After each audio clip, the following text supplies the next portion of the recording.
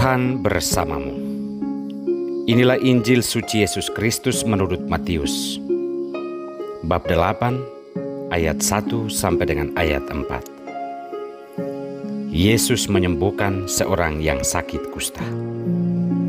Setelah Yesus turun dari bukit, orang banyak berbondong-bondong mengikuti dia.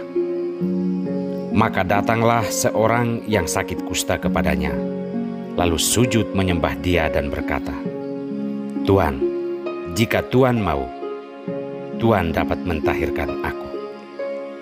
Lalu Yesus mengulurkan tangannya, menjamah orang itu dan berkata, "Aku mau, jadilah engkau tahir." Seketika itu juga tahirlah orang itu daripada kustanya. Lalu Yesus berkata kepadanya, "Ingatlah, jangan engkau memberitahukan hal ini kepada siapapun, tetapi pergilah, perlihatkanlah dirimu kepada imam, dan persembahkanlah persembahan yang diperintahkan Musa sebagai bukti bagi mereka." Demikianlah Injil Tuhan.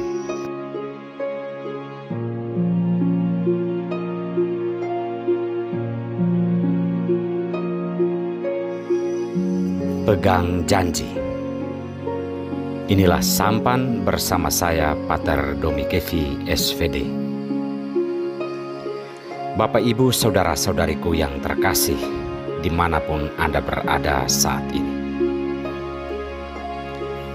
Berjanji dan memegang janji itu bukan hal yang mudah.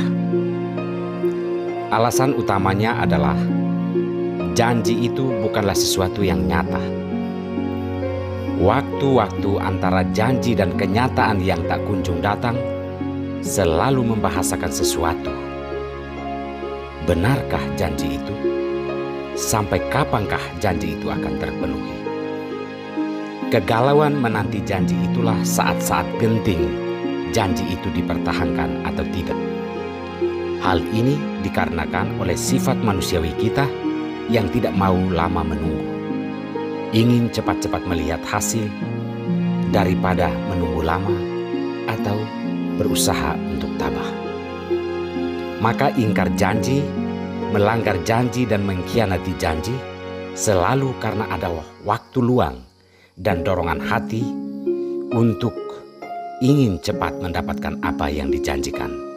Perlu kita ingat bahwa orang yang tabah dan orang yang setia pada janji selalu diberkati Tuhan.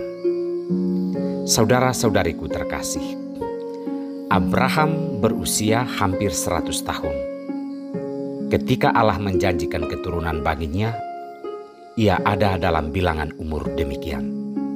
Maka janji Tuhan menjadi sebuah lelucon bagi Abraham, karena secara manusiawi janji itu tidak masuk akal. Namun Tuhan adalah Tuhan, bukan manusia. Apapun yang ia janjikan pasti terjadi pada waktunya. Abraham dalam ketidakmengertiannya berusaha untuk memegang janji Tuhan itu, dan ia berusaha setia kepadanya. Abraham berusaha percaya walaupun dalam hatinya banyak pergumulan antara percaya atau tidak.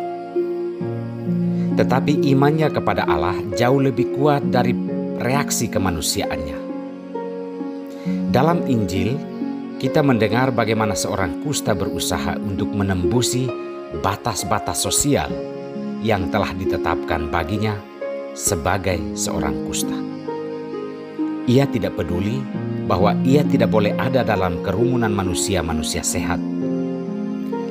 Kita melihat dorongan ini sebenarnya lahir dari kebutuhannya untuk sembuh dari kusta, penyakit yang dianggap kutukan oleh masyarakat setempat. Ia datang kepada Yesus tentunya karena iman dan kepercayaan dan kerinduan untuk sehat.